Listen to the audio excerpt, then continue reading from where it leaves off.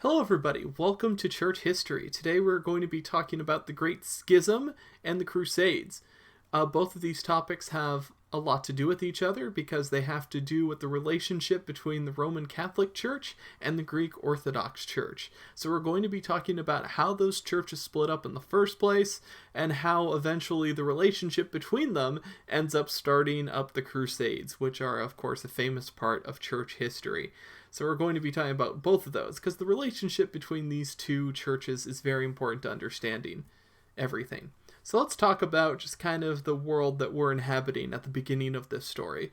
We've moved on from kind of the tribal time, more or less the Dark Ages as they're somewhat known now, and we're talking about the early medieval ages. We're talking about the medieval Europe where things are split into these kingdoms. Things like the Papal States here. We have the Kingdom of Sicily. We have things like France and England and Scotland, and even things like the Holy Roman Empire, which is made up of separate princedoms in what is now Germany, along with a few other places. But we also have places like Aragon and Castile and Granada, places that will become Spain later on. This is also a time period where there's still a large Muslim presence in Spain. But we are it's gone from, we had the fall of the Roman Empire, we had the kind of the breakup into all these different tribes, and now we have kind of kingdoms which will become states and modern countries later. However, I want us to look down here at the Byzantine Empire. If we remember how big it used to be, it used to take up the whole eastern side of the Roman Empire, all the way down into what is now Turkey, into places like Syria, Israel, and Palestine, all the way down into Egypt. So it used to take up a lot more space. But as you can see at this point, it's become a lot smaller, basically only having this part of Turkey and what is now known as Greece together.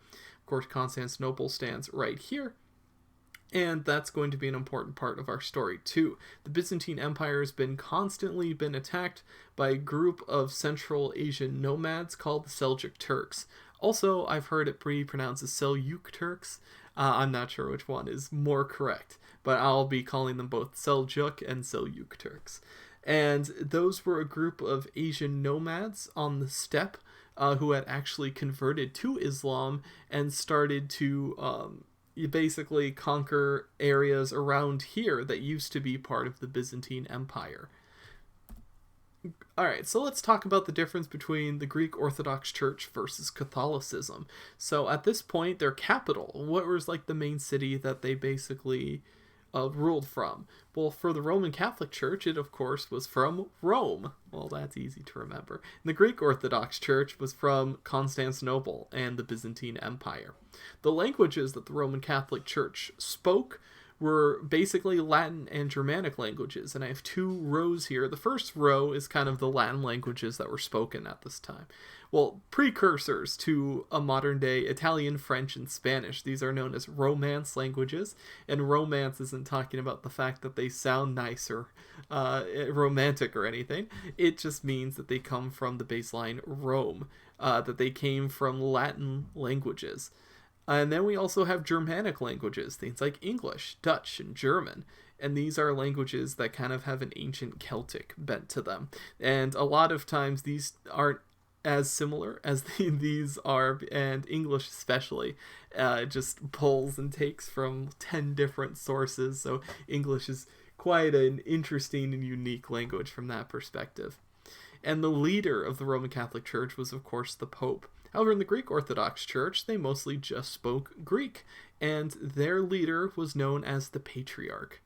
So when I start using these terms, hopefully you remember. So we have the Greek Orthodox Church, remember, in the Byzantine Empire, and that's opposed to the Roman Catholic Church, remember, it was in the Western Empire, which has fallen. The Byzantine Empire is still kicking, and they also think of themselves as really the successors of Rome. The Great Schism, how did it happen? Well, it was in 1054. That's the formal split between the Eastern and Western Church. But why did it happen in the first place? Well, let's talk about some of the cast of characters that kind of led this to all happen. So we're going to be talking about three of them specifically. We're going to be talking first about Pope Leo, who was the Pope during this time. He was attacked by Norman raiders and held hostage for 9 months in 1053. He required and requested assistance from the Byzantine emperor, but he never got it. And he was pretty upset about this because he was held hostage for a long time. But meanwhile, the Byzantine Empire has been fighting a bunch of their own battles. And they've been fighting against the Seljuk Turks, who I was talking about earlier. So the fact that they've been having to deal with this threat, they said, sorry, Pope, we'd like to help you out, but we're busy trying to defend our empire from these constant attacks from nomads. Humbert the Legate is Pope Leo's messenger in kind of his... he's basically sent as the messenger to the Pope. He's sent by the Pope to ask the Emperor and the Patriarch what happened. Remember, the Emperor is in charge of the Byzantine Empire, and the Patriarch is kind of the spiritual authority. And then we have Patriarch Cerularius, there we go. He was the head of the Orthodox Church. He didn't accept the supremacy of the Pope over the whole Church. What's funny is that the Patriarch and the Pope both thought that they were above the other and spoke for all of Christianity. Well, this is going to lead to a serious problem. The Emperor and the Patriarch are mad that the Pope hasn't helped with their recent battles against the Turks. And the Pope and the Legate are mad that the Emperor hasn't been helping fight against the Normans. So they're both mad at each other for the same reason. They both say, hey, we've been fighting all these battles. Why aren't you helping your Christian brothers out? And they both have the same problem. And they would both have the same answers that, hey, we've been dealing with our own problems, our own invading force at the time. We would like to help, but we can't. So they're kind of talking past each other. They have the same issues with each other. But then there's a spiritual component to this, especially when Humbert goes to Constantinople and tells them, hey, you guys better accept the authority of the Pope, or else we're going to toss you out. And basically the Patriarch says, well, we don't really think that he has the ability to do that anyway. I'm really the one who speaks for the Church. And of course, Humbert gets so mad about this and the fact that they won't submit to the will of the Pope that he excommunicates everybody in the Orthodox Church, and the Patriarch goes ahead and does the same thing. He says, well, all of you guys over in the Roman Catholic Church, you're excommunicated too. So this is really the official date of the schism, this total break in now church governance. And it all came from misunderstandings, and there's a spiritual component too, with basically not being on the same page when it came to doctrine and some of the beliefs that we were talking about in the last chapter, especially in regards to the Trinity and things like that. So this had been a long time coming, but this is the official split between the two. And this is important because we are now going to be talking about the Crusades. Remember, 1054 was the split. The Crusades are going to begin in 1096, so just 40 years later. And it's going to come because the Seljuk Turks that had been attacking the Byzantine Empire end up basically taking over the Holy Land. And we're going to be talking about that now. The Crusades, what were they exactly? The Crusades were a series of 8 Christian military expeditions, not exactly a war, but more of an expedition, because they would come and go, and they lasted for about 200 years. Some people would call it a holy war, some people would call it more of a pilgrimage. It just depended on what year you happened to go on a crusade, in which case that would be true or not, because some of these were military campaigns, others could be probably described as more pilgrimages. But they lasted for over 200 years, or about 200 years. The word crusade itself comes from the Latin word crux, meaning cross, or crux. To identify themselves, the Crusaders sewed symbols of the cross onto their clothing and shields. And I have this picture here almost somewhat ironically, because this is kind of the popular conception of what the Crusades look like. In actuality, only one of the Crusades really had a lot of knights who were actually really prepared to fight actually occur. The Crusades usually were not this organized. There's only one crusade that really kind of lives up to that idea, and we'll get into which one it is. I don't want to spoil it, of course. You can just look it up, but hey, spoilers for history, even though this happened all 900 years ago. Spoiler alert. What caused the Crusades? So Christians had been making these pilgrimages to the Holy Land for hundreds of years at this point. Ever since Christianity became legal under the rule of Constantine, of course, people had been going to Rome or over to Jerusalem on these pilgrimages.